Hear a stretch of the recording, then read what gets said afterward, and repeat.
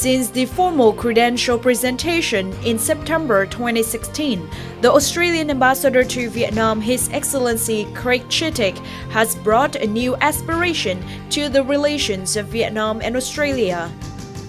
The two countries, Vietnam and Australia, have a profound people-to-people ties. According to the statistics of the Australian Department for Foreign Affairs and Trade, Vietnamese community is the fifth largest migrant group in Australia, and Vietnam is also the third largest source of international students to study here.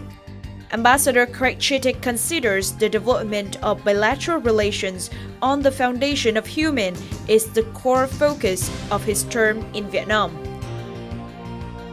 Therefore, since arriving here, he has been actively involved in all activities of Australia in Vietnam, from cultural exchanges, experiencing culinary, expanding development cooperation programs, and promoting strategic economic partnerships.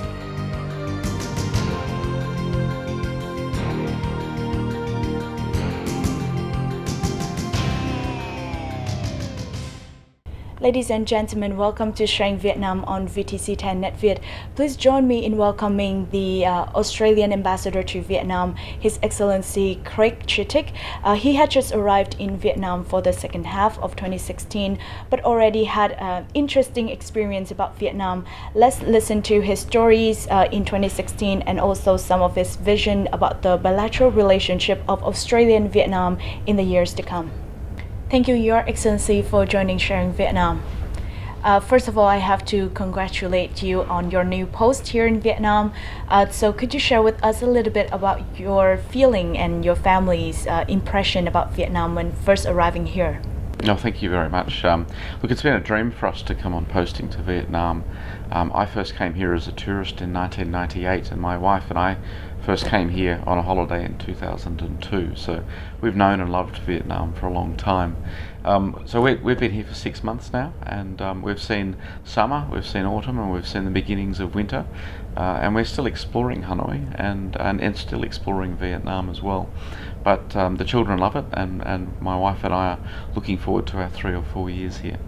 Among many activities that you have done so far in your time, could you name some of the highlighted ones? Well, I've now been to 21 of the 63 provinces, so I've had a lot of fantastic experiences, and all of those best experiences have been outside the office. So whether it's been dancing with Thai women in a village in Son La, or eating street food in Hanoi or Da Nang or Ho Chi Minh City, or riding around the Mekong Delta in a boat to understand how the Mekong Delta works, meeting real Vietnamese people generally in the countryside. What are your impressions about the relationship of Vietnam and Australia? Well, we've got a fantastic relationship. It's a very close relationship. It's an enhanced comprehensive partnership, as governments call it. We started diplomatic relations with Hanoi in 1973. We sent our first scholarship students from Hanoi in 1974. So the relationship goes back a long way. And we have regular high-level meetings. Deputy Prime Minister and Foreign Minister Vngncb recently visited Australia, and so did the Minister for Public Security, To Lam. So we have regular contact, and we have a convergence of strategic and economic interests. And we see the world through quite similar eyes. So I'm very optimistic about the future of our partnership, the future of our relationship. And for the year 2017, what will be the main focus? Well, I see 3 particular themes in our partnership. We have an economic partnership, which is about our commercial relationship, but it's also about Australia's long-term contribution to Vietnam's economic and social development. We've spent nearly $1.75 billion Australian dollars through our development cooperation program over the last 25 years. We have a security partnership, and that's through our defence forces, our police forces. It's our promotion of human rights internationally, and that again is a very important relationship for us.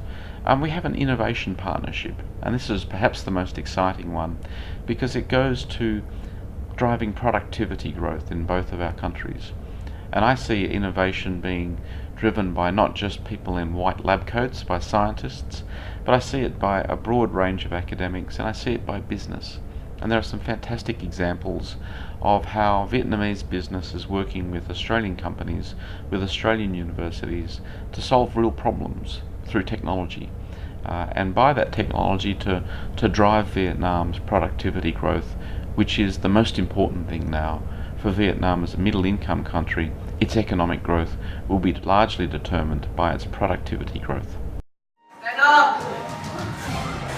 The education sector has always been the highlight of bilateral cooperation of Vietnam and Australia. The Australian government has created opportunities not only for Vietnamese students to study in Australia, but also for Australian students to experience Vietnam through the new Colombo Plan. Many groups of students from diverse fields such as fashion, architecture, education, international relations, medicine, criminal law and criminology, and business have gained deep impressions about Vietnam. Additionally, Bridge is another new initiative launched in 2016 to exchange teachers between Australia and Vietnam.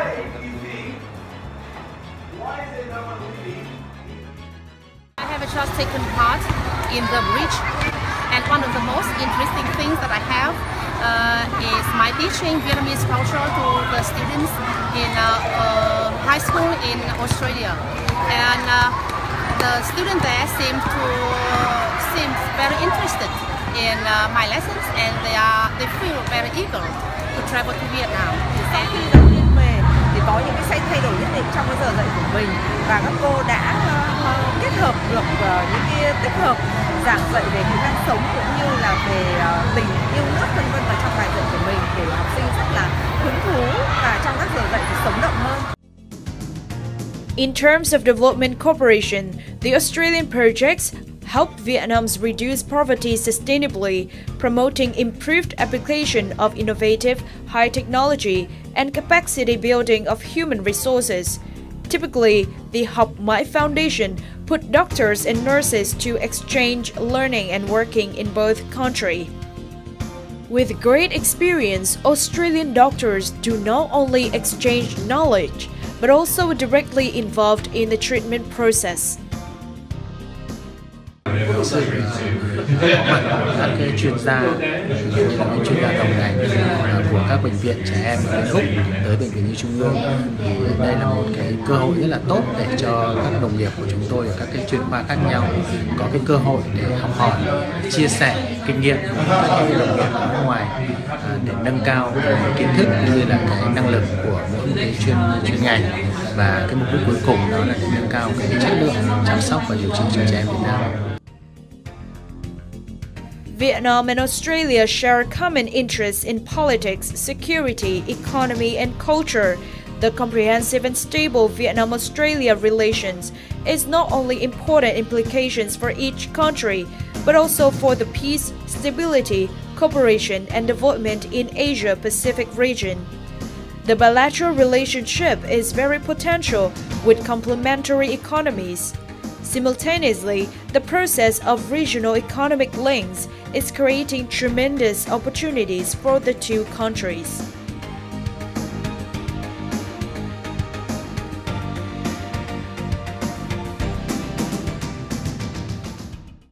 So you have just discussed about the three main areas of focus in the bilateral relationships that includes the development cooperation programs. So what are some of the projects or programs that you would like to continue on? So we have three themes, we have three pillars in our development cooperation partnership. The first one is to help Vietnam develop its private sector, and that's where a lot of Vietnam's economic and social development will come from. So we're working with the Ministry of Planning and Investment on things like competition policy. We're working to drive the private sector's contribution to the supply of water, for instance. The second theme, which again is a very long-standing one, is our support for skills development in Vietnam. Almost 5,800 Vietnamese have received Australian government scholarships to study in Australia, but that's a small part of the 50,000 Vietnamese who are alumni of Australian education. And so our development assistance program will continue to provide scholarships for postgraduate students, but it will also help develop the skills in shorter courses in Vietnam. And the third pillar, which is one that we've agreed with the Vietnamese government, is gender equality. And so we are funding programs, national programs to empower women in the economy. And that particularly includes sort of women in innovation. But also in the northwest, where some of the remaining pockets of poverty lie in Vietnam, we've agreed with the Vietnamese government to start a new program to help women entrepreneurs in the agriculture and tourism sector to become leaders in their communities and to create jobs and to create wealth. We've got really good records in all of those, and we are committed to provide grant funding for those over the next 5 years. And I believe that all the development programs and projects will be adjusted to meet the demand and the current situation of Vietnam, right? Oh, absolutely. And our relationship has moved. Vietnam is now a middle-income country, and so we have gone from having a relationship of a rich donor and a poor recipient. That is no longer the case, and we have a partnership now. We have a partnership of equals. In the past, we've built transport infrastructure, and we're looking forward to the opening of the Khao Lang Bridge next year in Dong Thap Province, which is $160 million of Australian investment. But in the future, we won't be building bridges, but we'll be helping the government of Vietnam to attract private sector investment to build the transport infrastructure that will connect this country and will drive innovation. We believe that a strong, prosperous and secure Vietnam is very important for the region. It's very important for Australia. So that's why we're here. We're here to help on that front. But it's it's a modern partnership, and it's one that we're very proud of. As 2017 is obviously an exciting year for Vietnam being the host of APEC, what are some of the support that Australia would like to support Vietnam in fulfilling its role?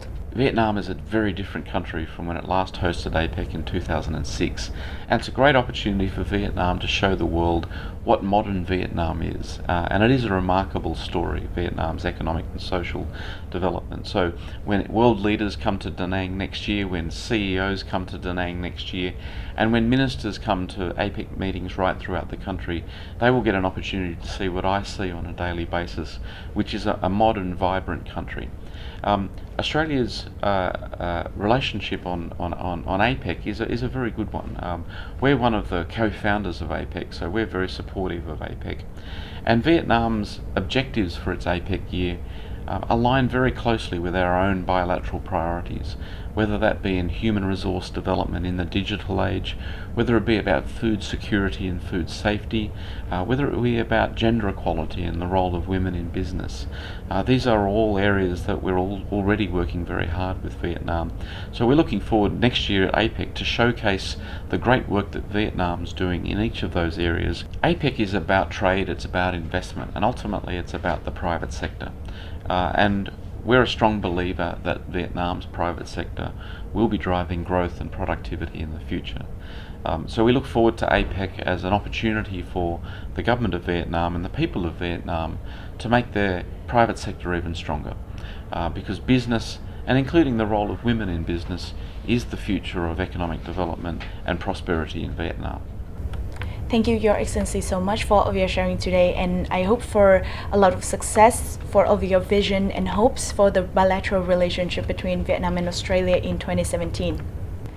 And that's the end of our program today. Thank you so much for watching us. Hope that this show opened up a new, exciting 2017 for Vietnam's with its international relationship. Any questions and recommendations, please email to sharingvietnam@netvittv.net. Thank you and see you again.